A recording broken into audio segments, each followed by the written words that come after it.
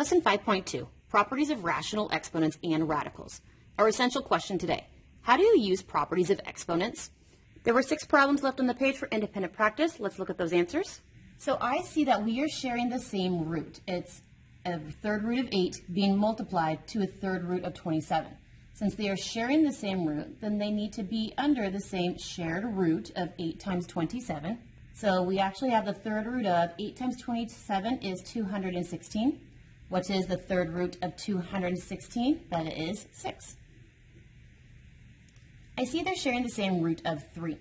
So they can share the same root of 3, and we can write it as 9 times 3. So we actually have the third root of, what is 9 times 3? That is 27. So we have the third root of 27. What is the third root of 27? That is 3. We see they are sharing the same root of 3. So if they are sharing the same root of 3, then they can share the same root of 3. 4 times 80. So I have the third root of 4 times 80 is 320. Now I need to take the third root of 320. My calculator doesn't do that for me, and it doesn't actually work out whole. So I need to figure out what is the prime factorization of 320. I know that it can be divided by 10, so this is 10 and 32. 10 is a 2 and a 5. Both 2 and 5 are prime. 32 is 8 and 4. 8 is not prime, so it gets broken up again. The 4 gets broken up. And then 4 is 2 and 2.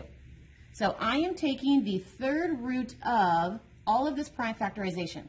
I see 1, 2, 3, 4, 5, 6. I see there were 6 2's, so here are my 6 2's. 1, 2, 3, 4, 5, 6, and my 1, 5. Now, if you recall, third root meant groups of 3. So these 3 can escape prison, and these 3 can escape prison. Nobody else gets to escape prison. So this 2 got to escape. This 2 also got to escape. Who is left behind in that third root? That poor 5 is. So what is my final answer? My final answer is 2 times 2, which is 4, times the third root of 5. Our last 3. I see that this fraction is sharing the same root of a 3. So we're going to go ahead and let them share the same root of 3. So it's 375 divided by 3. So I actually end up having the third root of 125. What is the third root of 125? That is 5. I see that they're sharing the same root of 3. If they're sharing the same root of 3, let them each share the same root of 3. So 128 divided by 2.